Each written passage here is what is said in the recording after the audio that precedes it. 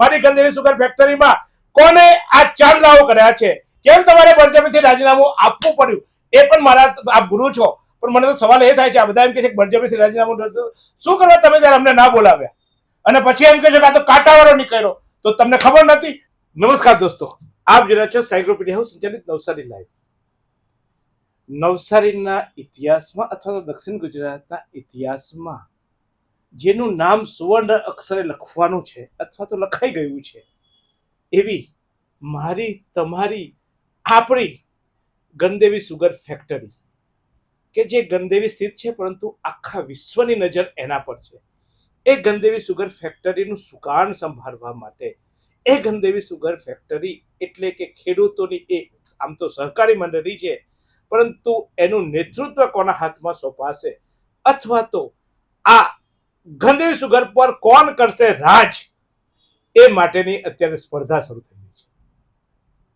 કહેવાય છે કે આ સ્પર્ધા એટલે ચૂંટણી યોજાઈ રહી છે. ચૂંટણીમાં અનેક ડિરેક્ટરો બનવા માટે ઉમેદવારો મેદાને આવ્યા છે. આમ તો આ તમામ ઉમેદવારો ખેડૂતોની સેવા કરવા માટે, ડિરેક્ટર પદ મેળવવા માટે નીકળ્યા છે. હવે સેવા કરશે કે મેવા ખાશે એ તો એ ચૂંટાઈ પછી થશે, પરંતુ સવાલ એ છે કે કોને આપણે આપીએ મત, કોને બનાવીએ વિજયી, એ સૌથી મોટી આપણા માટે મૂંઝવણ છે. આ નેતાઓ એટલા મીઠા હોય છે કે આપણા ઘરે જ્યારે મત માંગવા આવે ત્યારે આપણને ખબર જ નથી પડતી કે કોને મત આપવો. એક બીજાની વાત કરે, બીજો ત્રીજાની વાત કરે અને આપણે ડિસિઝન વગરના થઈ જઈએ, અથવા તો આપણે ત્યારે એક પ્રભાવમાં આવીને ડિસિઝન લઈ દેતા હોઈએ છીએ. ત્યારે આગામી 2 ઓગસ્ટના રોજ મતદાન યોજાવાનું છે, પરંતુ અમે તમને અત્યારથી તક આપી દઈએ છીએ કે આપણા વરરાજા કોણ હશે. વરરાજા એટલા માટે કે આ ડિરેક્ટરોની જાન જોડીને એક મૂર્તિઓ નીકળતો હોય છે અને એ મૂર્તિઓ પછી એ ગંદેવી સુગરના ચેરમેન તરીકે ઓળખાતો હોય છે. તો આવા ચહેરાઓ પૈકીનો એક ચહેરો અમિતભાઈ પટેલ છે, કે જેઓ એક આખી પેનલ બનાવીને આખી ચૂંટણી લડવા માટે મેદાને ઉતર્યા છે. અમિતભાઈ પટેલનો આમ તો પરિચય એ અમિતભાઈ પટેલ લોકો ઓછા ઓળખે છે, અમિતભાઈ ધામન ના નામે ઓળખે છે, કારણ કે ધામન ગામના તેઓ વતની છે. અનેક સહકારી સંસ્થાઓ, એ પછી નવસારી બાગાયત હોય, એપીએમસી હોય, અથવા તો હાલમાં જ તમે બધા જે ટાઇટલો બધા જોયા છે એવી ગુરુકુળ સુપા હોય, એ તમામ સંસ્થાઓમાં એઓ કાર્યરત છે. આ ઉપરાંત ગામની એમની મંડળી અને અન્ય ક્ષેત્રે પણ તેઓ કામગીરી કરી ચૂક્યા છે. ગંદેવી સુગરમાં ગઈ ચૂંટણીઓમાં પણ એમને ઝંપલાવ્યું હતું અને આ ચૂંટણીમાં પણ હવે, ગઈ વખતે એક સિપાહી તરીકે હતા, હવે આ વખતે સેનાપતિ બનીને આખી જાન જોડીને નીકળવાના છે. તો અમિતભાઈ આપણી સાથે જોડાયા છે. અમિતભાઈ, સ્વાગત છે આપનું. અમિતભાઈ, અમે તો મતદારો અને અમે તો પાછા જગતના તાત કહેવાઈએ, પણ સાલું અમારી બુદ્ધિ અમારી ખેતરમાં કેમ હું વાવવું ને કેમ ઉગવું એવા જ અમારો તો રસ હોય. અમારો તો પ્રેમ ધરતી માતા હોય. એટલે તમારા બધા નેતાઓ નીકળે એની સાથે તમારો પ્રેમ ન હોય તો અમે કેમ તમને મત આપીએ? અમિતભાઈ, તમારો પરિચય આપો અને કેમ અમારે તમને મત આપવો જોઈએ એ આપ અમને કહો. અમારી જે ગંદેવી સુગર ફેક્ટરીની જે પેનલ બની છે તે અમારા માર્ગદર્શક જયંતિ કાકાના આગેવાનીમાં જ અમારી 16 ઉમેદવારોની સમન્વય પેનલ બની છે. ગઈકાલે દિનકર ભવન ખાતે એક મોટી સભાનું આયોજન કરવામાં આવ્યું હતું. એમાં જયંતિ કાકાએ આપણને બધાને ખેડૂતોને માર્ગદર્શન આપીને આખી પેનલને ઉમેદવારી કાલે તમામ ઉમેદવારોએ અમે કરી દીધી છે. ખેડૂતો અમારી સાથે જોડાયેલા છે. ખેડૂતોના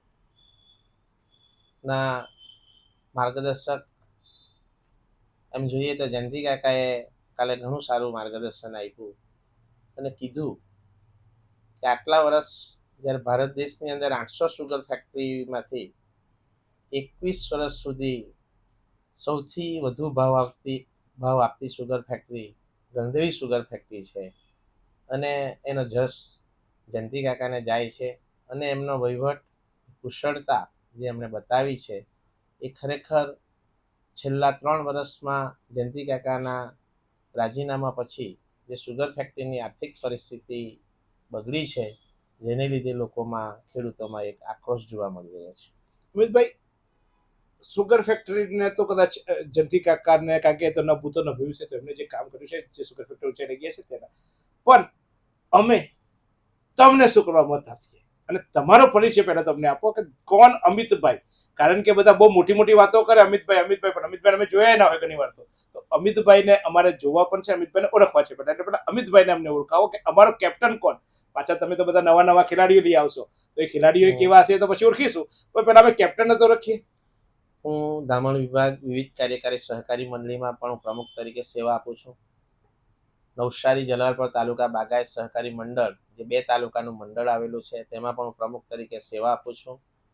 નવસારી એપીએમસીમાં પણ ડિરેક્ટર તરીકે હું સેવા આપું છું. નવસારી તાલુકા ખરીદ વિતરણ સંઘમાં પણ હું ડિરેક્ટર તરીકે સેવા આપું છું. અને ગુરુકુળ સુપા, જે 100 વર્ષ જૂનું ટ્રસ્ટ છે, એમાં પણ હું ટ્રસ્ટી તરીકે સેવા આપું છું. અને Gujarat state fruit and vegetable federation Bardoli, જેમાં પણ હું વાઇસ ચેરમેન તરીકેની સેવા આપી રહ્યો છું. ત્યાં અમારું Gujarat state cooperative food and vegetable federation જે છે, તેનું લગભગ 250 કરોડથી પણ વધુનું ટર્નઓવર છે. અને હું ધામણ મંડળીમાં જે પણ પ્રમુખ છું, આ વર્ષે આખા નવસારી જિલ્લાની અંદર અમારી ધામણ મંડળી પ્રથમ ક્રમે આવી છે. અને અમને ગુજરાત રાજ્ય સરકાર તરફથી 5 લાખનું અમને પુરસ્કાર પણ આપવામાં આવ્યો છે. અમિતભાઈ, આપનો પરિચય તો થઈ ગયો. હવે આટલી બધી સંસ્થાઓ, તો હજુ તમને પાછા નવી સંસ્થાઓનો મોહ, તો આ બધા કારભારમાં પછી તમે આ મોટી સંસ્થા એટલે પછી નાની સંસ્થાઓને પાછી પડતી મૂકો કે નાનીને પ્રેમ છે, આ મોટીને પડતા મૂકો, તો કા પહોંચી વળો બધા ઘોડે તમે સવાર થવાના, તો પછી અમે નવા મૂર્તિયા કરવાના હું.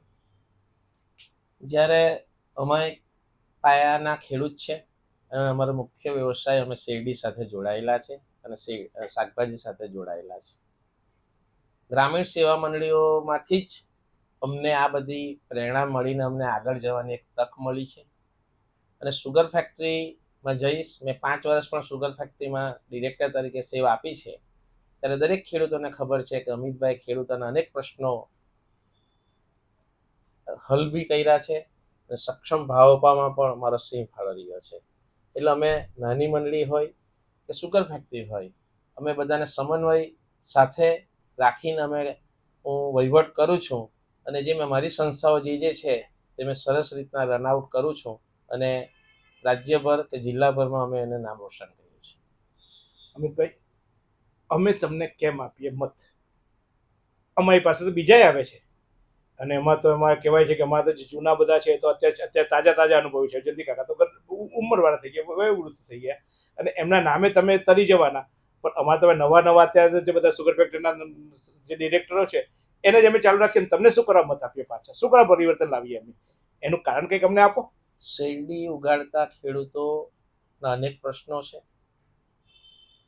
5 વર્ષમાં જે ચૂંટાયેલી પેનલો કામ કરવામાં નિષ્ફળ ગઈ છે. 3 વર્ષ પછી જયંતિ કાકાનું રાજીનામું લેવામાં આવ્યું આ બોર્ડ દ્વારા, અને ત્યાર પછી જે સુગર ફેક્ટરીની પરિસ્થિતિ કથળી છે. અમારા પ્રશ્નો, શેરડીનું વાવેતર ક્યારે કરશું, શેરડીની કઈ જાતો રોપાવશો, ક્યારે સમયસર કાપણી કરશો, અનેક પ્રશ્નો હોય છે. કટિંગ થતું હોય, કાપણી વખતે પણ ટ્રકો ટ્રાન્સપોર્ટેશનની મૂંઝવણો હોય, અનેક પ્રશ્નો હોય. આ બધા પ્રશ્નોમાંથી અમે 5 વર્ષના મારું શાસન લોકોએ જોયું છે, સુગર ફેક્ટરીમાં ડિરેક્ટર તરીકે હતો, એ બધા મારા કામોને લઈને આજે લોકો મને ચોક્કસ મને મત આપવાના છે. આ તમે અત્યારે બધે પ્રચાર કરો છો, પણ ઇથોલિન અમને તો બહુ ખબર નહીં પડે, અમને તો બધું સરખું જ લાગે. અમને તો તમે પાણી આપો તો અમને શરબત લાગે, કારણ કે એમાં પ્રેમ હોય, અમે તો એને મીઠાશથી પી લઈએ. તમે કડવું અમને મેથીનું પાણી આપો તો અમને તો મીઠું લાગે, કારણ કે અમે તો માનીએ, અમે તો ભૂરા લોકો, અમને તેમાં પ્રેમ લાગે. પણ આ ઇથોલિન આપણે અત્યારે તો વળી પછી પેલા કેન્દ્રીય મંત્રી બી બધું આ બધું મિક્સઅપ કરવાની વાતો કરે છે. તો ઇથોલિનનો શું વિવાદ છે? તમે ઇથોલિનના લઈને ક્યારેક મેં તમારી સભાઓ જોઈ, તમારા મુદ્દાઓ જોયા ક્યાંક? ઇથોલિનનો પ્લાન શું છે? ઇથોલિન પ્લાનમાં શું, કોને ઘોટાળા કરે છે આમાં? ઇથોનોલ પ્લાન જે મોલાસીસમાંથી બનતો રેક્ટિફાઈ સ્પ્રીટ બને અને તેમાંથી ઇથોનોલ બનાવવામાં આવે, એ આડ પેદાશ કહેવાય.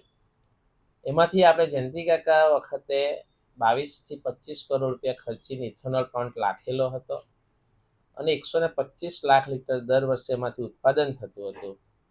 પણ અને તે પ્લાન્ટ એક જ વર્ષમાં છૂટી ગયેલો અને દર વર્ષે એમાંથી 22 થી 25 કરોડ રૂપિયા જેટલું વળતર મળતું હતું અને ખેડૂતોના ઘરમાં પ્રતિ ટને 200 થી 250 રૂપિયા પ્રતિ ટને ભાવમાં મળતા હતા. પરંતુ આ ઇથોનોલ પ્રોજેક્ટ ડાયરેક્ટ જ્યુસમાંથી બનાવવા માટેનું આયોજન કરવામાં આવ્યું. એ આયોજનમાં સફળતા ન મળી. ડાયરેક્ટ જ્યુસમાંથી ઇથોનોલ બનાવવા માટે એ લોકોએ ટેન્ડરિંગ પ્રક્રિયા 98 કરોડ રૂપિયાની ટેન્ડરિંગ પ્રક્રિયા કરી અને ધીમો આ ખર્ચ 130 કરોડ રૂપિયા જેટલો લઈ ગયા અને એમાં 3 વર્ષમાં ઇથોનોલ ડાયરેક્ટ જ્યુસમાંથી બનાવી શક્યા નથી. અત્યારે એ ડાયરેક્ટ જ્યુસમાંથી ઇથોનોલ બનાવવાનું આપણને પરવડે એમ નથી. જ્યારે ખાંડનો ભાવ 32-33 રૂપિયા જો હોય તો ડાયરેક્ટ જ્યુસમાંથી ઇથોનોલ બનાવો તો તમને એમાં પ્રોફિટેબલ હોય, પણ જ્યારે અત્યારે 40-42 રૂપિયા જો ખાંડના કિલોના સુગર ફેક્ટરીએથી જો તમને મળતા હોય તો તમને ઇથોનોલ પ્રોજેક્ટ એ ડાયરેક્ટ જ્યુસમાંથી ઇથોનોલ બનાવવું પરવડતું નથી. અને આ લોકોએ એમાંથી જે સીએનજી બનાવીશું, સીએનજી ગેસ બનાવીશું, સુપર પોટાશ દાણાદાર ખાતર બનાવીશું, આ બધા પ્રોજેક્ટો પણ સાથે એ લોકોએ કમ્બાઈન કરીને જે બનાવવા માટેના સાથે ખર્ચાઓ કરી નાખ્યા અને સીએનજી ગેસ ઉત્પન્ન ન થયો, જેના લઈને બગાસ તમારો ફાજલ જે પડતો હતો 8% જેટલો બગાસ જે તમને ફાજલ પડતો હતો અત્યારે સીધો 5% પર આવી ગયો. એટલે આપણે રફલી જો ગણીએ તો 7 લાખ ટન શેરડી ઉપર જો 3% બગાસ જો ઓછો પેદા થયો અને બોઇલરની અંદર એ સળગી ગયો બાકીનો, તો એની અંદર તમને 21,000 ટન જેટલો બગાસ ઓછો પેદા થયો. આજે 3,000 રૂપિયા પ્રતિ ટને બગાસનો ભાવ મળે છે. તો આજે 6 કરોડ રૂપિયા જેવી 6 થી 6.5 કરોડ રૂપિયા બગાસમાં લોસ કરી અને પોટાશ દાણાદાર ખાતર પણ ન બનાવી શક્યા. અને ઇથોનોલ પ્રોજેક્ટ જે 98 કરોડ રૂપિયાનો પ્રોજેક્ટ 130 કરોડે પહોંચી ગયો, એમાં 62 કરોડ રૂપિયાની એનસીડીસીમાંથી લોન લેવામાં આવી છે અને બાકીના જે પૈસા છે તે ખાંડના જે ગોડાઉનોમાં જે આપણી ગીરવે ન મૂકેલી હતી ખાંડ, એ ગીરવે મૂકીને બીજા 65 કરોડ રૂપિયા એ લોકો લેવા પડ્યા. 3 વર્ષમાં એ ઇથોનોલ પ્લાન 1 પણ રૂપિયાનું એમાંથી આપણને વળતર નથી મળ્યું. આજે એનસીડીસીની લોનના હપ્તાઓ ચાલુ થઈ ગયા છે, તમારા વ્યાજ દર વર્ષે આવે છે, તેમજ તમારું જે ખાણ ઉપર જે તમે દેવું કર્યું છે એના તમારે પૈસાઓનું વ્યાજ ચાલે છે અને તમારું આ બગાસ સેવિંગના જે તમારા પૈસા 6 કરોડ રૂપિયા દર વર્ષે ડૂબી રહ્યા છે. આમ જો તો દર વર્ષે 22 થી 24 કરોડ રૂપિયાની લોસ અત્યારે હાલ આપણે ભોગવી રહ્યા છે. અમિતભાઈ, અમને તો આ બધી ખબર ના પડે, પણ એમને આપેલા વચનો નથી નિભાવ્યા અને ખોટા આટલા બધા રૂપિયા ખર્ચ્યા. તેમ છતાં શેરડીના ભાવો તો તેમને હારા આપ્યા. અમને તો આ બધા અમને ખેડૂતોને તો બધાને ખુશખુશાલ કર્યા. આખા દક્ષિણ ગુજરાતમાં સૌથી વધારે આ વખતે ભાવો પડ્યા. તો આ પૈસા ખાલી ખિસ્સામાંથી આપ્યા એ લોકોએ? આમાં જોઉં તો તમે અત્યારે હું તમને કામરેજ સુગરનું એક એક્ઝામ્પલ આપું. કામરેજ સુગર આપણા કરતાં 600 રૂપિયા ભાવ ઓછો આપતી હતી, પરંતુ એમણે જે પોતાને ત્યાં મોડિફિકેશનો કર્યા 20-22 કરોડ રૂપિયા ખર્ચીને જે એમણે મોડિફિકેશનો કર્યા, તેની અંદર બોઇલરો સુધારો કર્યો, એને લીધે એમને બગાસમાં સેવિંગ થતું થઈ ગયું અને 1000 ટનની કેપેસિટી ક્રશિંગ વધી ગયું. આ બધા ફાયદાઓથી એ નબળી સુગર જ્યારે 600 રૂપિયા આપણા કરતાં ઓછો ભાવ આપતી હતી ને આજે આપણા કરતાં ભાવ વધારે પાડેલો 4 રૂપિયા, તો આપણે ભાવ સુધારીને પછી 11 રૂપિયા વધારે પાડ્યો, એટલે આપણે પ્રથમ નંબર પર રહ્યા છે. મારું કહેવાનો ભાવાર્થ એ છે કે જ્યારે કામરેજ સુગર 600 રૂપિયા જો વધી શકતી હોય તો આપણે કેમ, આપણે પણ એમાં આપણે અત્યારે જે ભાવ પડ્યો તેમાં આપણે પણ 500 રૂપિયા વધી શકવા જોઈતા. એટલે આપણે અત્યારે જે પાછળ છે એ સ્વાભાવિક છે. પ્રથમ નંબરે રહ્યા 4 રૂપિયા વધારે ભાવ આપીને, એ કઈ આપણી મહાનતા નથી. અમિતભાઈ, આ વહીવટની વાત આવી, ઇથોલિનની વાત આવી, પણ એના સિવાય બાકીનો વહીવટ તો બધો ચાલો ને, આ એક પ્રોજેક્ટ બનાવવા ગયા ને કદાચ સક્સેસ બી નહીં ગયા હોય તો નવું કરવા ગયા તો કદાચ દાવો થાય, પણ આ કરવા ગયા એના સિવાય બીજો શું વાંધો કે તમે આટલા બધા સામે તલવાર ખેંચીને ઉભા થઈ ગયા? આ ખેડૂતો તો આપણે તો સાથી હાથ મિલા કે ચલવા વાળા, અને આજે સાથી હાથ ટાટિયા ખેંચવા થઈ ગયા. તો આનું કારણ શું? બીજા શું શું કારણો તમે સોઈ શકે? કારણ કે અમે વહીવટમાં તમે નજીક છો, તમે જ્યારે ડિરેક્ટર તરીકે હતા અથવા તો તમે આ સુગર ફેક્ટરી સાથે જોડાયા છો તો તમને બધી ખબર હોય. અમને તો ખબર જ નહીં પડે. અમને તો સવારે ભાવ આવે, આટલા ભાવ આવ્યા, સવારે સારી ખાંડ ખાવા મળે ને તો આવતી શેરડી કપાઈ જાય એટલે અમે તો એમ કે કાપી ગયા અને અમને પૈસા આપી દે. અમારે તો અમારે શેરડી ખેતરમાંથી ખાલી થયું ખેતર એટલે અમને બીજે દર બેંકનું ખાતું ભરાય એની રાહ જોતા હોઈએ. તો આ બધા આમાં બીજા બધા શું વાધા વચકા, શું શું આક્ષેપો તમે લગાવો છો, અથવા તો શું તમારી એમની ખામીઓ તમને દેખાય? આપણે જોઈ શકીએ કે એક અત્યારે જે છે એ 130 કરોડ રૂપિયા આપણી સુગર ફેક્ટરીને માથે દેવું છે. સુગર ફેક્ટરીની અંદર પણ આપણે જોઈએ તો ઘટતી જતી શેરડી એક મહત્વનું પાસું આપણે માટે કહેવાય કે ઘટે છે. જો તમારે આ બધા ખર્ચાઓ જો કરવો અને જો તમારે જો આ બધા શેરડીના ભાવોમાં આખા ગુજરાતમાં કે આખા ઇન્ડિયામાં જો તમારે ભાવોમાં નંબર 1 ટકી રહેવું હોય તો તમારે 10 લાખ ટન શેરડી તમારે ક્રશિંગ કરવી પડે તો જ આપણે આપણા ખેડૂતોને સર્વાઈવ થઈ શકીએ. અમિતભાઈ, તમારા પર બીજો એક આક્ષેપ એ છે કે જ્યારે ગઈ વખતે ચૂંટણી હતી ત્યારે આ જયંતિભાઈ, એટલે અમે આ બધા જયંતિ બાવજી આપણે કહીએ છીએ, અમે બધા, હું એમના સાહેબ મારા ગુરુજી છે, તે હું એમને કાયમ ગુરુજી કરીને બોલાવતો હોઉં છું, પણ જયંતિ બાવજીની સામે તમે ગઈ વખતે તલવાર ખેંચી હતી, એમને કેમ આ સત્તા પર નહીં આપવો, અને કદાચ એટલે જયંતિભાઈને છેલ્લે રાજીનામા આપવામાં કદાચ તમારું એ વખતના બગાવતના સૂરો કદાચ નડ્યા હશે, કે બીજાને ફાવી ગયા છે એટલે, પણ એ ગઈ વખતે તમે એની સામે હતા અને અત્યારે પાછા સાથે થઈ ગયા ખાલી સત્તા મેળવવા, ચેરમેન બનવા. ગુજરાત સરકારે કાયદો, જે સુગર ફેક્ટરીનો કાયદો બદલવામાં અને નિર્દેશ મંડળીમાંથી સહકારી મંડળીની અંદર એને સમાવવામાં આવ્યું દરેક સુગર ફેક્ટરીઓને. જ્યારે ઝોન વાઇઝ ઇલેક્શન હતું તે જનરલ ઇલેક્શન કરવામાં આવ્યું અને નવસારી તાલુકાની 4 સીટો હતી, તેના પર જયંતિ કાકાએ 4 ઉમેદવારો ઊભા રાખેલા હતા. એની સામે હું ચાલુ ડિરેક્ટર હતો એટલે મેં પણ ઉમેદવારી કરી અને અમે 3 જ ઉમેદવારો ઉમેદવારી કરી હતી. અમે જયંતિ કાકા સામે અમે કોઈ ઉમેદવારો અમે મૂકેલા ન હતા. અમિતભાઈ અટકાવીશ, જો મારે ત્યાં ખુલ્લે આમ તમારા સ્ટેટમેન્ટ હું લાવી આપું તમને. તમે ગઈ વખતે આ ગંદેવી સુગરના વહીવટ કરનારા જયંતિભાઈ સામે આક્ષેપો પણ કરે છે જ્યારે પ્રચારમાં ગયા છો ત્યારે, તો એ એટલે ત્યારે તેમને જયંતિભાઈને એમાં ખરાબી લાગી અને હવે તમને એવું લાગ્યું કે આ રસ્તે જઈશ તો હું કદાચ વહેલો પહોંચી જઈશ, એટલે આ રસ્તો પકડ્યો, જયંતિભાઈના નામે, જયંતિભાઈ કર્યું છે, જયંતિભાઈનો વારસદાર છું, એ રીતે હવે અત્યારે તમે ચાલવા માટે એવું ચોક્કસ પ્રજા પણ માને છે અને અમને પણ લાગે છે. જયંતિ કાકાના પર અમે કોઈ આક્ષેપો ન કરી રહ્યા હતા. જે વહીવટની અંદર જે હતું, ઇથોનોલ પ્લાન્ટ તે વખતે પણ બનાવેલો હતો અને એમાં સફળ જ હતા. તે વખતે અમારો એક જ મુદ્દો હતો કે એક્સપોર્ટની અંદર જે ખાણો એક્સપોર્ટ થતી હતી અને જ્યારે ઇન્ટરનેશનલ માર્કેટો ઓછા હતા અને જ્યારે એક્સપોર્ટો કરતા ત્યારે અમે એમને પર એક સવાલ કરેલો કે આપણે ઓછા ભાવે ખાણ શા માટે એક્સપોર્ટો કરવી જોઈએ. એ અમારો ત્યારે એક મુદ્દો હતો. બાકી અમે એના પર કોઈ ચોરી ચપાટીના કોઈ અમે આક્ષેપો અમે કર્યા નથી. તો અત્યારે આ લોકોએ ચોરી કરી છે? હો યસ, અત્યારે આ લોકોએ જે પ્લાન્ટ, જે જયંતિ કાકાની સાથે ચૂંટાયેલા પ્રતિનિધિઓ જે હતા, જયંતિ કાકાને ત્રાસ આપીને જયંતિ કાકાનું રાજીનામું લેવામાં આવ્યું અને એ રાજીનામા લઈને જે લોકોએ જે ખાલી ગયણા ગાંઠિયા 2-3 વ્યક્તિઓએ સંચાલન કરીને આ સુગર ફેક્ટરીના અણસમજ વગરનું 130 કરોડ રૂપિયાનું જે ભારણ વધાર્યું છે, 98 કરોડ રૂપિયાનો જે પ્રોજેક્ટ 130 કરોડ રૂપિયા થયો, એના પરથી આપ સમજી શકો છો કે એ લોકો શું વહીવટ કર્યો છે. ચોક્કસ એ વહીવટ અંગે હું ચોક્કસ અત્યારે તમારા વર્તમાન પ્રમુખ સાહેબ બી ઉતર્યા છે મેદાનમાં. શું નામ છે આપનું? નામ તો યાદ હશે ને બધું? અત્યારે તમારી સામે કઈ લડવા ઉતર્યા છે તલવાર ખેંચીને તે બધા? રણજીતભાઈ મુખ્ય વહીવટ કરતા છે. તો એ રણજીતભાઈ, કારણ કે તમે પાછા એમ કહેશો કે મેં ગઈ વખતે જયંતિભાઈ નામ નથી, તમારા મોઢે નામ બોલાયું કે તમે રણજીતભાઈ, હું રણજીતભાઈને પણ પૂછવાનો સવાલો, તો મારે શું સવાલો રણજીતભાઈને પૂછવા જોઈએ? રણજીતભાઈ વહીવટમાં ક્યાં ક્યાં લોચા માર્યા છે, શું કર્યું છે મારે, કારણ કે અમે તો પ્રજા છીએ, અમને અમારે જમવું છે. તમારી સામે આક્ષેપો છે, અમે કીધા જયંતિ કાકાની સામે તમારું આ હતું તે હતું, તો અમારે રણજીતભાઈને શું પૂછવું? રણજીતભાઈને તમે પૂછી શકો કે તમે 22 વર્ષ પરદેશમાં રહ્યા, એક નવું જનરેશન આવી ગયું 22 વર્ષમાં, અમે શેરડી પકડતા ખેડૂતોએ શું મુશ્કેલી પડી છે એ તમને શું ખબર છે?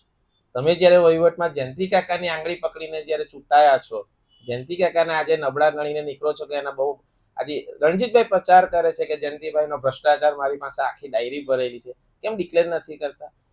નહીં તો હું પૂછીશ એમને પૂછીશ, રણજીતભાઈને પણ પૂછીશ કે તમે જ્યારે આક્ષેપો કરો છો તો શું છે?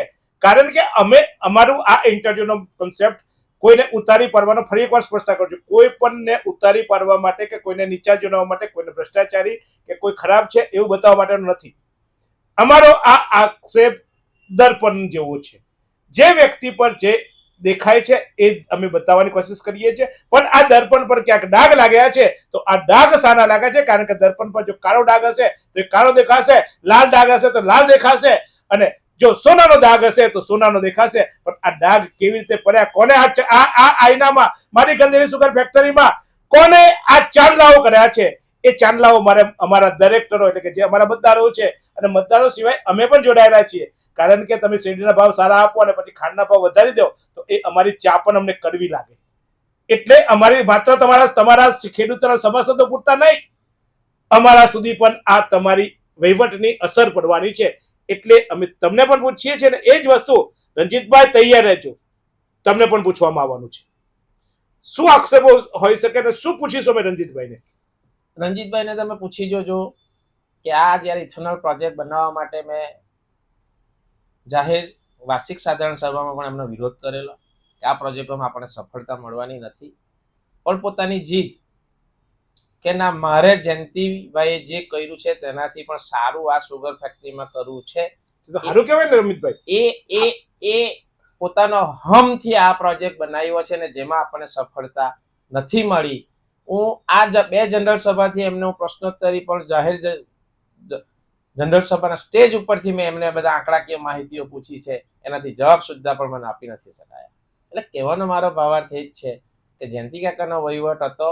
જયંતિ કાકાને એમણે ત્રાસ આપીને મને કીદાડે પ્રમુખ બનાવો એમ કરીને એમનું રાજીનામું લેવામાં આવ્યું. અને પછી જ્યારે નિર્દેશ મંડળીનો જ્યારે 74 નો કાયદાનો હાઈકોર્ટનું જજમેન્ટ આવ્યું ત્યારે ફરી પાછા કોઈ પ્રમુખની વરણી ન થઈ શકી, અને એ પ્રમુખની વરણીમાં તેમણે એટલા બધા હવત્યા માર્યા, પેટા કાયદાઓમાં સુધારા કર્યા, છતાં પણ એમાં એ નિષ્ફળ ગયા, એમને હાઈકોર્ટે અટકાવ્યા. આ બધા અનેક મુદ્દાઓ છે. એટલે એમણે જે બધા જે કે મેં આમ કરું છું, હું કરું છું, કોઈ દિવસ એમ કહેતા નથી કે મારી બોર્ડ કરે છે.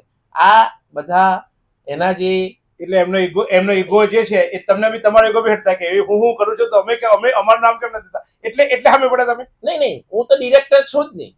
નહીં, ડિરેક્ટર નથી, પણ જનરલ સભામાં તમે સભાસદ તો છો ને? નહીં, જનરલ સભામાં પણ જ્યારે એમનું ભાષણ હોય કે તેમાં પણ એક જ વાત કરે છે, મેં કર્યું. અત્યારે બી ચૂંટણી પ્રચારમાં એમણે અત્યારે એક જગ્યાએ એવું કીધું છે કે મેં મારા ખાતામાં 18 કરોડ રૂપિયા જમા રાખીને બેઠા છું. તમારા ખાતામાં છે કે સુગર ફેક્ટરીના ખાતામાં છે? આ બધો અહમ અને ઈગો, તમે ખાલી ગૂગલ ઉપર સારા કન્સલ્ટન્ટો હતા, એ કન્સલ્ટન્ટોને બધા એમણે દૂર કરી દીધા, પોતાના બધા મળતિયાઓને બોલાવીને, અને આજે જે કન્સલ્ટન્ટોની નિમણૂક નથી કરી તેનાથી આપણે પાછળ પડી રહ્યા છે. સુગર ફેક્ટરી ઇન્ડસ્ટ્રી ચલાવવી પણ હેલી નથી. આ બધું કન્સલ્ટન્ટો વગર ચલાવવું પણ અઘરું છે. અને બધા અહેવાલોમાં છપાવે કે જયંતિભાઈ આ કામ નહીં કરેલું, મેં બેરિંગ બદલાવી, જૂની મશીનરીઓ બદલાવી. સ્વાભાવિક છે, એ તો તમારી સિઝન પૂરી થાય એટલે તમારું ઓવરહોલ કરવી પડે, કામકાજ હોય તે કરવા પડે, નવી સિઝનની તૈયારીઓ કરવી પડે, 7-8 કરોડ રૂપિયા ખર્ચો કરવો પડે. આ બધા અનેક મેન્ટેનન્સો હોય એને કરવા પડે, અને તમારે ઉજાગર કરીને વાર્ષિક સભાના જનરલના અહેવાલમાં છપાવીને તમે શું પ્રસ્થાપિત કરવા માંગો છો કે જયંતિભાઈનો જાણ કરીને? પણ એને તો જાણ કરીને કે અમે કર્યું, આ કર્યું. અમિતભાઈ, તમને એ છપાવશે, તમને ખબર નહીં પડતી કે બેરિંગ બદલાવી કે પછી કે આખો બોડીઓ બદલી નાખ્યો. બોડીઓ એટલે અમારી ઉત્તર ગુજરાતી ભાષામાં બોરી એટલે તમારી ખાંડની જે ગુણ આવે એને અમે બોરી કહીએ. તો બોરી બદલી નાખી કે બેરિંગ બદલી નાખી, એ તો અહેવાલ છપાવે તો ખબર પડશે ને તમને. બોરી બદલવાનો પ્રશ્ન નથી. જ્યારે એમ કે મેં પતરું નાખ્યું, એ તો આપણા ઘરનું નળિયું ફૂટી ગયું તો આપણે બદલવું પડે. આ બધા અમિતભાઈ, બીજો મારો સવાલ સાથે એ છે તમને કે તમે જે સંસ્થાઓમાં વહીવટ કર્યા, લોકો એમ કે છે કે એમાંય અમિતભાઈ એક હતું શાસન જ કરે છે, અમિતભાઈ પોતાનું જ ચલાવે છે, અમિતભાઈ કોઈનું સાંભળતા નથી. તો એ તમે જે કરો છો એ તમારા સાથી સામેવાળો કરે છે. તો આ તો આપણે એવું થયું ને કે આપણે બે હરખાય એવા તો તમે પછી તમે બનશો, તમે એવું કરશો પછી. અમિત પટેલે જ્યાં જે સંસ્થાને આંગળી પકડી છે ને તે પ્રમુખ તરીકે જે અત્યારે હું સેવા આપી રહ્યો છું, એ સંસ્થાઓને મારી બોર્ડને સાથે લઈને અનેક પ્રોજેક્ટો મેં પણ કર્યા છે. જ્યારે ગુજરાત સરકારે આખા, અમિતભાઈ અટકાવીશ તમને, અત્યારે તમે મારા ઇન્ટરવ્યુ શરૂઆતમાં જ બોલ્યા એટલે હું તમને આ વાત પકડી. તમે અત્યારે જેવું કીધું કે મારા નેતૃત્વમાં મેં આમ કર્યું, તો તમે આમ કર્યું તો પછી રણજીત કાકા શું ના બોલે? મેં કર્યું. તમે ક્યાં કીધું મારા ડિરેક્ટરે કર્યું? તમે જાતે જાતે તમારી જ વાતમાં તમે આ ઇન્ટરવ્યુની શરૂઆતમાં જ મેં તમારો પરિચય લીધો ત્યારે કીધું કે મારી મંડળીમાં મારામાં તો તમે મારું લાવો, એ મારું કરે અને અમે પ્રજા બિચારા કર્યા કરીએ. તો અમારો હું આ કામ? મારા નેતૃત્વની વાત એટલે માટે કરું છું, મેં કર્યું છે મેં એમ નથી કહેતો. મારા નેતૃત્વમાં જ્યાં જ્યાં હું બેઠો છું પ્રમુખ તરીકે, ત્યાં મારા ડિરેક્ટરો મારી સાથે ખભે ખભા મિલાવીને કામ કરે છે. ગુજરાત સરકારે જ્યારે પેક્સ મંડળીઓના કાયદા બદલીને જ્યારે મંડળીઓને એમ કીધું કે તમે પેટ્રોલ પંપ બનાવો, ત્યારે મારી ધામણ મંડળીએ એક રાગીતાથી મારી બોર્ડે એમ કીધું કે આપણે અમિતભાઈ આ પ્રોજેક્ટને આપણે સફળ બનાવવો પડે અને આપણે પેટ્રોલ પંપ નાખીએ. આજે અમારે ધામણ મંડળીએ પોતે જમીન લીઝ પર લઈને પણ અમે પેટ્રોલ પંપ બનાવ્યું. આજે 1 વર્ષ છે અને સારું ચાલે છે. એનો યશ હું મારી બોર્ડને આપું છું એટલા માટે કે એ તો પણ અમિતભાઈ હવે અત્યારે તમે બોલ્યા, પહેલાના ઇન્ટરવ્યુ આ જ ઇન્ટરવ્યુ, કારણ કે મારો કેમેરો તો જૂઠું નહીં બોલે, ઘણી વાર હું જૂઠું બોલી દઉં છું, કારણ કે મારે તમને સાચવવાનો હોય. તમે પાસે જાહેરાત માંગવાની તમે ન આપો તો એટલે ઘણી વાર મારે કરતા તમને સાચવી લેવા પડે, પણ આ કેમેરો તો જૂઠું ના બોલે. એટલે મારા જે અમારા સભાસદો છે, જે દર્શકો છે, એ નહીં કરશે. પણ અમિતભાઈ રાજકારણમાં આવે ને જે કેપ્ટન બને ને એ પછી આજે કેપ્ટનને જ યાદ કરતા હોય છે. અમિતભાઈ પોતાનો જશ લેતા હોય છે. પણ હવે અમે ચાલો માની લો કે આ બોડીને જે ચાલુ વર્તમાન બોડી છે એને અમે કદાચ બાય કહીને તમને બાય કરીએ અને તમને આવકારીએ, તો તમે શું અમને કરશો? અમે જનરલી અમે એવું કહેતા હોય છે કે નેતા ઈદ કા ચાંદ બતાવી દે, અથવા તો પછી બીરબલની ખીચડી મૂકી દે અને બીરબલની ખીચડી પાકે ને અમે રાહ જોયા કરીએ ઊંચી ડોકી રાખીને. એટલે તમે અમને બીરબલની ખીચડી આપવાના છો, અમને ઈદ કા ચાંદ બતાવવાના છો કે ચુમ્મા 4 દિન? અમે કોઈ ખીચડી કે ઈદકા ચાંદ નથી બતાવવાના. અમારે તો ખેડૂતોના જે પ્રશ્ન છે, શેરડીના પ્રશ્ન છે, કઈ અનેક વેરાયટીઓ છે. ખેડૂતોની બુમરાણ એ છે કે આ વેરાયટી અત્યારે કેમ આ નથી રોપવા દેતા, આ મહિનામાં જ કેમ રોપવા દે છે. એ બધી શેરડીઓના જે પ્રશ્નો છે, અમારા ખેડૂતોના કાપણીના પ્રશ્નો છે, ઓછા મજૂરો આવતા પ્રશ્નો છે, વધારે ભરીને ટ્રકો જાય છે, અમારા ખેતરોમાં ચેરણો પડે છે. આ બધા પ્રશ્નો ખેડૂતોના ઘણા પ્રશ્નો છે. આ ટીમ ચૂંટાઈને આવશે એને માટે અમારે બી એક ચેલેન્જિંગ જોબ છે. આ અમારે કહેશું કે અમારા ખેડૂતો સાથે ઘરે ઘર ચૂંટણી પૈતા પછી પણ અમારે ગઈને શેરડીના પુરવઠા માટે અમારે મહેનત કરવાની છે, એ ચોક્કસ છે. અમિતભાઈ, પુરવઠો તમે મહેનત કરશો, તમે સામે પડીને અત્યારે આ બધું કરવા નીકળ્યા છો. હું બેને વાત કહું છું, સમન્વય અને સહકારની સંસ્થા, અને એમાં તમારે હામે લડવા પડવું પડે અને અમારે પસંદગી કરવી પડે. હવે પરિસ્થિતિ એ થશે કે અમે બધાને અમને અમારા ગામનો કોઈ હારો દેખાય છે તેને અમે મત આપી દઈશું, અને એ તમારી પેનલમાં નહીં આવે તો એ પાછા આમાં જ દુઃખી કરશો તમે. એટલે અમને તો ઈચ્છતા હતા કે અમારે સર્વાનુમતે બધું થાય, પણ આ ધીમે તમારા બધાના હું કરું નામાં અમે મૂંઝવણમાં મુકાય ને પછી અમે કોઈને મત આપીશું ને મતમાં પછી કોઈ સાચો ખોટાય ને કોઈ ખોટો ચૂંટાય અને પછી અમારે પાછું સહરવાનું. તમારા ઝઘડામાં 2 બિલાડીઓના લડવામાં આમ તો આખલો ફાવી જાય અથવા તો આપણે કઈ વાંદરો ફાવી જાય, પણ જ્યારે 2 આખલા લડે છે ને, અમે બિલાડી શબ્દ એટલા માટે મેં યાદ કર્યો કે બિલાડી જ્યારે એટલે અમે પ્રજા અમે લડતી હોય ત્યારે તમે નેતાઓ ફાવી જાઓ, અને જ્યારે 2 આખલા લડતા હોય ને ત્યારે બધું કચ્છર ઘાન થતું હોય છે. આ તમે બધા આખલાઓ છો, નેતાઓ છો, અને તમે લડશો એમાં અમારી સભાસદનું, અમારી મંડળીનું કચ્છર ઘાન નીકળી જશે. અમિતભાઈ, તો કેમ લડત કરવી પડી? કેમ સુમેરતા ના સમજાય? સુમેળતા સમજાવવાનો પ્રશ્ન એટલા માટે નથી કે લોકોએ જે ટેબલ પર બેસવું નથી, અને બીજું કે જ્યારે જયંતિ કાકાને જ્યારે જબરજસ્તી રાજીનામું લીધું છે ત્યારે આ એક જયંતિ કાકાના માર્ગદર્શન હેઠળ આ જે ટીમ બની છે, એટલે આખલા લડવાનો કોઈ સમય આખલા લડશે એવું નથી, પણ અમારી ટીમ સક્ષમ નેતૃત્વ કરશે અને સારા પ્રતિનિધિઓ, અમારા તમામ પ્રતિનિધિઓ ચૂંટાઈને આવવાના છે અને અમે સારું એક નેતૃત્વ કરશું, એ હું તમને ચોક્કસ ખાતરી આપું છું. હવે તમે મને ક્યારના એક વાત બોલ કરો છો કે જયંતિભાઈનું બળજબરીથી રાજીનામું મુકાયું. જયંતિભાઈ તો ભીષ્મ પિતામહ છે. હું તો જયંતિભાઈને કહીશ કે જયંતિભાઈ બહુ થઈ ગયું, બહુ. હવે તમે એ ઊંચાઈ પર છો કે આ ડિરેક્ટર કોણ બનશે અને આ તમારા વારસદાર કોણ બનશે છોડી દો. તમે ભીષ્મ પિતા છો, તમારે આ બધું નથી કરવાનું. અને તમારું બળજબરીથી રાજીનામું લેનાર આ પૃથ્વીમાં કેમ જન્મ્યો? કેમ તમારે બળજબરીથી રાજીનામું આપવું પડ્યું? એ પણ મારા આપ ગુરુ છો, પણ મને તો સવાલ એ થાય છે, આ બધા એમ કે છે કે બળજબરીથી રાજીનામું શું કરવા તમે ત્યારે અમને ના બોલાવ્યા? અમે તમારો અવાજ ઉઠાવતા તમે સાચા હતા. તો ક્યાંક તમારામાં ક્યાંક ખામી હતી સાહેબ, કે પછી આ બળજબરી કહેવામાં આવે છે તો તમે કેમ પોલીસ ફરિયાદ ના નોંધાવી?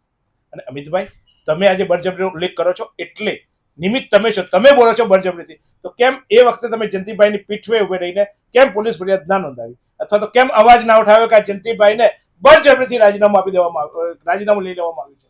જયંતિભાઈએ તો એવું સ્ટેટમેન્ટ આપ્યું કે હું બહુ થયું, બહુ સેવા આપી, હવે હું સેવાનિવૃત્તિ લઉં છું. જે તે વખતે જયંતિ કાકાએ રાજીનામું આપ્યું ત્યારે અમે બોર્ડની અંદર ના હતા, અને જ્યારે 3 વર્ષનો જયંતિ કાકાએ આ બધો વહીવટ જોયો અને જે ફેક્ટરી જે દિશામાં જઈ રહી હતી, અને કાલે પણ દિનકર ભવનમાં જયંતિ કાકાએ 2500 માણસની હાજરીમાં જયંતિ કાકાએ કીધું છે કે મને હેરાનગતિ કરીને રાજીનામું મારે આપવું પડ્યું, મારે પ્રમુખ બનવું છે, રણજીતભાઈના આ બધા રટણથી જયંતિ કાકાએ રાજીનામું આપ્યું છે. કાલે જાહેરમાં જયંતિ કાકાએ કીધું છે. પણ રણજીતભાઈને તો લાવ્યા હતા, જયંતિ કાકાએ બોલાવ્યા હતા કે આવો મારી સાથે વહીવટ કરો. ભૂતકાળમાં જયંતિભાઈનું સ્ટેટમેન્ટ છે. એમને જયંતિ કાકાએ જ બોલાવેલા હતા અને પરદેશમાં રહેતા હતા, અને એ સફળતા એક મેળવવા કરતા ગુમાવવાનું ઘણું કર્યું છે, અને એમને સફળતા મળી નથી. એ ચોક્કસ પોતાનું નેતૃત્વ પ્રોપર કરી જ નથી શક્યા. એમાં જયંતિભાઈનો વાંક નહીં. આજે જયંતિભાઈએ હું આજે અહીંયા મારા 52 છોડ વાવું છું, એને પાણી પાવું છું, એને સિંચું છું, એને ખાતર નાખું છું, અને એ પણ મારી મંડળીના પૈસે, અને પછી એમ કહે છે કે આ તો કાંટાવાળો નીકળ્યો. તો તમને ખબર નથી? તમે બાવળ લેવા માટે વિદેશ ગયા, વિદેશથી બાવળ લાવ્યા, અને એ વિદેશી બાવળ વાવ્યા પછી હવે તમે એમ કહે છો કે કાંટાનો છે, તો એ રોકનાર તો તમે હતા, તમારા જયંતિભાઈ હતા, આ સંસ્થાના ભ્રષ્ટ પિતા હતા. તો હવે એ બાવળ લાગ્યો, અને હવે તમને રોક છે, તમે બી બાવળ નહીં નીકળો, શું ખબર? તમે આંબો ભરશો કે અમને શું ખબર? એ આવનારા દિવસોમાં ચૂંટાઈને જઈશું ત્યારે અમારો વહીવટ તમને કહેશે કે જયંતિ કાકાએ બાવર વાવ્યો છે કે આંબો વાવ્યો છે. એના પરથી ચોક્કસ ફળ જ મળવાના છે, એના પરથી કાંટા મળવાના નથી. હું એવો આક્ષેપ નથી કરતો કે રણજીતભાઈ બાવર છે, પણ વાત એ છે કે રણજીતભાઈનો આજે વિરોધ કરે છે, રણજીતભાઈને લાવીને જયંતિભાઈ આ બેસાડ્યા હતા. એ જ જયંતિભાઈ આજે તમને આગળ કરે છે. તો મારું એમ કહેવાનું છે કે જયંતિભાઈ મારા ગુરુદેવ છે. મને કોલેજમાં જ્યારે એ આચાર્ય હતા, એટલે કે ઇન્ચાર્જ આચાર્ય પણ રહ્યા છે ને જયંતિભાઈ, ત્યારે વાઇસ પ્રિન્સિપાલ પણ હતા, ત્યારે હું એમના નેતૃત્વમાં એમને કોલેજમાં ભણ્યો છું. અમે ક્યાંક સારા બન્યા છીએ, અમારામાં ક્યાંક અમે સારા તો નથી કહેતા, કારણ કે અમારા જેવા તો ગામમાં બહુ લોકો હોય છે, અને અમે તો ઘણી વાર કહું છું કે જે એકર ચોકર શબ્દ વાપરવો ના જોઈએ, પણ એવા અમે ગણાવીએ છીએ. પણ તેમ છતાંય એ ગુરુદેવની પ્રેરણાથી એક વ્યક્તિને વિદેશથી અહીંયા લાવવામાં આવ્યો, ત્યારે તમે સવાલ ના ઉઠાવ્યો કે ભાઈ અમે આટલા બધા છે, શું કામ વિદેશથી લાવ્યા? અને હવે એમને સોંપ્યા, એમને જયંતિભાઈ આગળ પકડીને ચલાવ્યા, અને હવે એમને ક્યાંક ખામી આવી તો તમે એમ કહો કે એ આવા, એ તેવા, તો એ લાવનાર કેવા? અને એ પછી એને વાંધો નથી, પણ એ પછી હવે તમને લાવે છે તો તમારા પર અમારે કેમ ભરોસો મૂકવો? આપણે તો આ કપડાં સીવા જઈએ ને સાહેબ, તો એક પેન્ટ આપણો શર્ટ પહેલા સીવડા જઈએ, આપણને બહુ વખાણ કરાવે તો આપણે એને સીવડાવવા આપીએ. પહેલો સીવે ને, પહેલો લાગે કે એને બટન ખોટા માર્યા છે, તો આપણે બીજો સીવડાવવાનો એમતા બંધ કરી નાખીએ. તો સાહેબ, જયંતિભાઈએ પહેલો એક શર્ટ સીવ્યો, એ શર્ટમાં ખામી હતી, તો આ બીજો શર્ટ શું કરવા નીકળે? અને બીજો શર્ટ એ અમિતભાઈના નામે કેમ નીકળે? રણજીતભાઈ પણ પહેલા 1999માં ડિરેક્ટર હતા. તે પહેલા એમણે પણ ઉમેદવારી કરેલી, અને એ પણ પોતે પરાજય થયેલા. જયંતિ કાકાની સામે જ ચૂંટણી લડેલા, અને ફરી જયંતિ કાકાએ જ એને પેનલમાં લઈને ડિરેક્ટર બનાવેલા, અને પછી એ વિદેશ ગમન થયા, અને 22 વર્ષ પછી જયંતિ કાકાએ જ્યારે એમને એવું આશા હતી કે કંઈક કરી બતાવશે અને સભાસદોના હિતમાં કામ કરશે, પણ ચોક્કસ એ સફળતા ન મેળવી શક્યા. અને તમે જેમ કીધું તેમ એ બાવર કાંટા જ મળ્યા, એ હકીકત છે. પછી જયંતિભાઈની સામે તમે બી આડકત, તમે સીધા નતા લડ્યા, આડકતે તમે બી લડ્યા હતા. પાછા તમને પાછા જયંતિ કાકા પાછા લાવ્યા, એટલે અમારે હવે અમે તો ખરેખર કન્ફ્યુઝ થઈ ગયા છે સાહેબ, કે હવે પાછા આ જે બિયારણ છે એ બિયારણ કેવું નીકળશે? સાહેબ, તમે આંબો આપશો, કેરી આપશો તો વાંધો નહીં, અમે તો તમારી કેરી મીઠાશથી ખાશું, અને ખાઈને ગોટલો તમારા પર જ ફેંકીશું પાછા. અમે તો પ્રજા છીએ, અમે તો. પણ આ બાવર, આ જ પાછી પરંપરા પાછી, અમને તો ડર નહીં લાગે? અમે તો ડર લાગે. અમને તો ઘરની બહાર અંધારું અને લાઈટ જતી હોય તો બીક લાગે. તો સાહેબ, આવડી મોટી સત્તા તમને સોંપવાના, આપણા કરોડો વ્યવહાર તમને સોંપતા અમને બીક નહીં લાગે કે આ જયંતિ કાકા પાછા કેવા લાવ્યા? 5 વર્ષ પહેલા પણ હું જયંતિ કાકા જ્યારે હું ડિરેક્ટર બન્યો હતો ત્યારે હું મારા પીઠબળ પર જ બનેલો હતો, અને મેં સુગર ફેક્ટરીમાં કોઈ પણ કામ સુગરના અહિત માટે અમે કોઈ જયંતિ કાકા જે નિર્ણય લીધા એમાં કોઈ દિવસ અમે કાંટા નથી લાગી ગયા, અને અહિતનું કામ અમે કર્યું નથી. અને મારા 5 વર્ષના વહીવટમાં જયંતિ કાકાને ખબર જ હતી કે કેટલો કુશળ છે.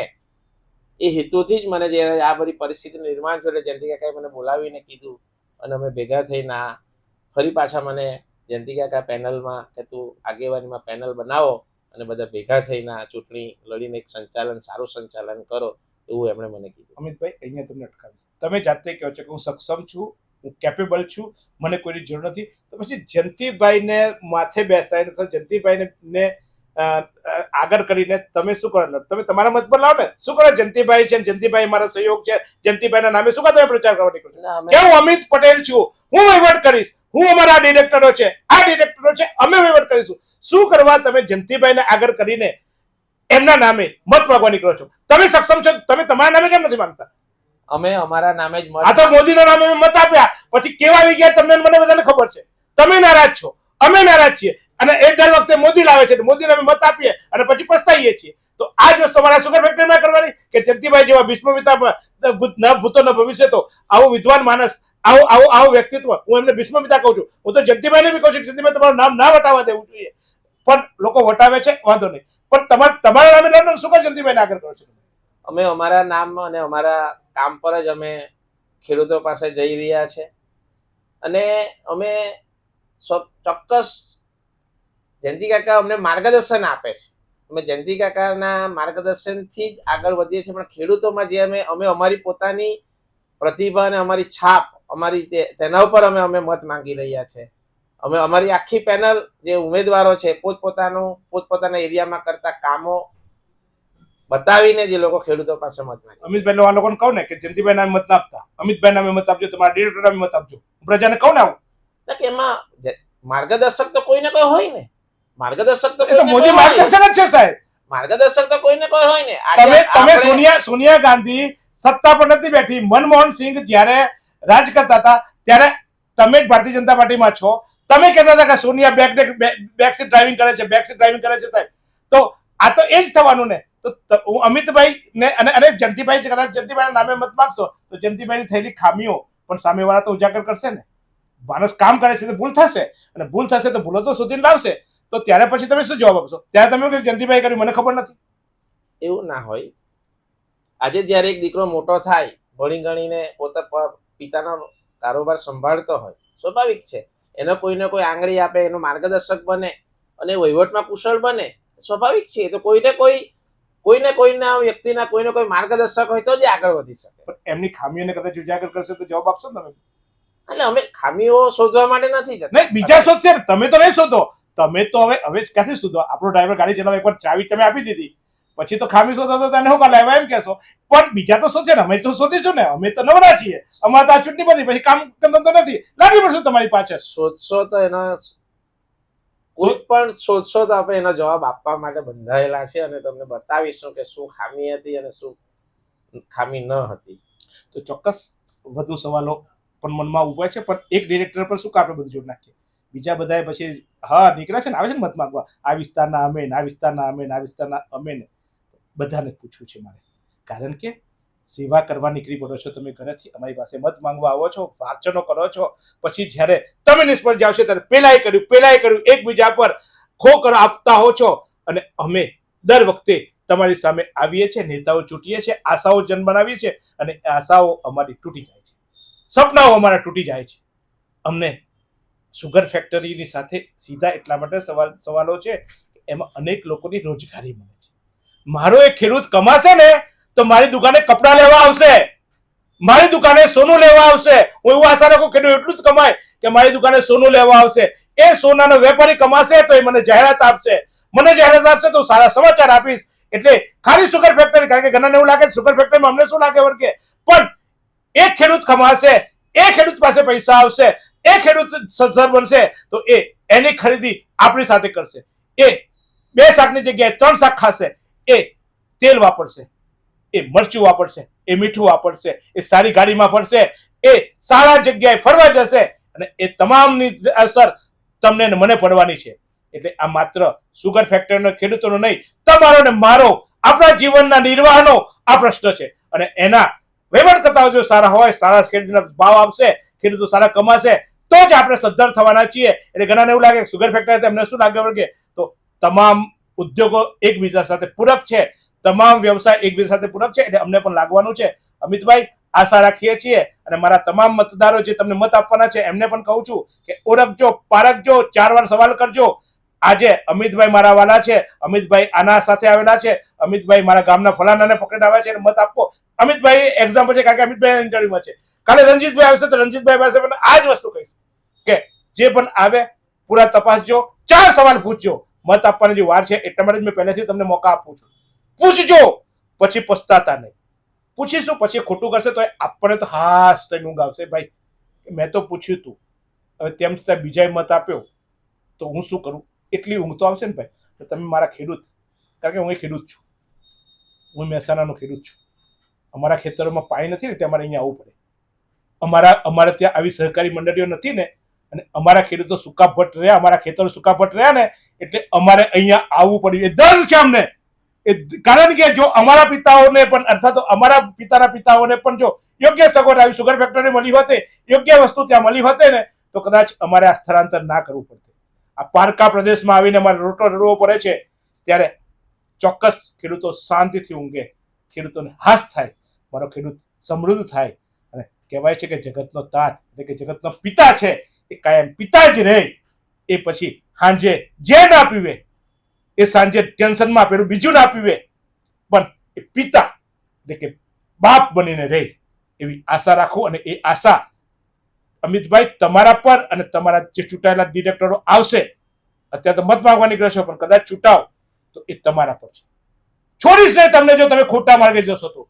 અમારા ખેડૂતની ઊંઘ હરામ થશે ને તો તમને જીવાને દઈશું અમે, કારણ કે તમને અમે નેતા બનાવીશું, તમને અમારું સુકાન સોંપીશું, તો અમારા સીટ પર તાજ તમારો હોવો જોઈએ, કારણ કે અમે તમને નેતા બનીને તમને ક્યાંક બેસાડીએ છીએ. તો ચોક્કસ અમારા પર ના બેસી જતા એવી આશા સાથે જોતા રહો. હું સામેના પક્ષને પણ બોલાવીશ, એમના પણ સવાલો કહીશ, અને જરૂર પડશે તો સામે સામે બેસીને આપણે ડિબેટ પણ કરીશું કે એકબીજાના આક્ષેપો પ્રત્યે કરશો. કારણ કે આ નેતાઓ કેવા હોય, પોતાનું ઢાંકે અને બીજાનું ઉઘાડું કરે. પાછું બીજાનું ઉઘાડું કરવાની વાત આવે ને પાછા કે સાહેબ મેં તો એકવાર ઇન્ટરવ્યુ આપી દઉં, હું રોજ જ મને મારે તો પ્રચાર કરવા જવાનું છે એમ કહીને પાછા છટકી બી જાય. અરે બહાના એવા કાઢે ને સાહેબ કે અમને ઘણી વાર તો એમ થાય કે સાલા બિચારા છે, ને પછી ખબર પડે કે અહીંયા આપણને જવાબ આપવાની જગ્યાએ એ તો ક્યાંક ભજીયા પાર્ટી કરતા હતા. જોયા સુરતમાં હમણાં પાણી આવ્યું ત્યારે. આ બધા નેતાઓ છે, પણ પૂછીશું, જણાવીશું અને જે છે એ કહીશું. પણ ફરી એકવાર સ્પષ્ટતા કરું, અમિતભાઈ, તમારા માટે અમારો કોઈ રાગદ્વેષ નથી. તમે એક નેતા તરીકે સ્વીકૃત છો અને તમારા પર પણ અમને માન છે. જે સામેવાળો પક્ષ છે, જે પણ ચૂંટાયેલો હશે, પણ જે પણ હશે, દરેક વ્યક્તિ મહાન છે અને એટલે જ એ સ્થાન પર બેઠું છે. મારો એક કામ છે, મારું કર્મ છે કે સાચી વાત પૂછવી, અને એ પ્રયાસ કરું છું. ક્યાંક મારા શબ્દો કપડા હોય, ક્યાંક મારા શબ્દો કડક હશે, ક્યાંક મારો રોષ હશે, તો એ મારો નહીં, અહીંયા દરેકના દિલનો રોષ હશે એમ સમજીને આપ ચોક્કસ આ મારા દર્શકોને પણ કહી દઉં છું કે અમારો કોઈ પણ દેશ, કારણ કે અમિતભાઈના ચાહકો, અમિતભાઈ નહીં બોલશે પણ પછી એના ચાહકોને લાગી જશે અમિતભાઈને બોલાવીને અમિતભાઈના ખાલી કર્યા. એવો મારો કોઈ ઈરાદો નથી. મારો ઈરાદો ખંખેરવાનો છે. અને કહેવાય છે કે બોરડીને ખંખેરીએ ને તો બોર્ડ આવે. તો આ બોરડી છે, અથવા તો આ એક વૃક્ષ છે. વૃક્ષને ખંખેરીશું ને તો આપણને મીઠા ફળ મળશે. અને મીઠા ફળની આશાએ ચોક્કસ એમને ખંખેરવાનો જ માત્ર મેં પ્રયાસ કરીશ, છાનવાનો પ્રયાસ કર્યો છે, તપાસવાનો પ્રયાસ કર્યો છે. મારો કોઈ ઈરાદો અમિતભાઈને નીચા પાડવાનો, અમિતભાઈને તોડી પાડવાનો, અમિતભાઈને ઉતારી પાડવાનો નથી. એ સ્પષ્ટ સમજો. આપની વિવેક બુદ્ધિ વાપરજો, આપનો વિચાર કરજો, તમને યોગ્ય લાગે એને મત આપજો, પણ જેને મત આપો એને સવાલ પૂછજો, અને જીત્યા પછી પણ એને સવાલ પૂછતા રહેજો. તો જોતા રહો આ રીતે નવસારી લાઈવ.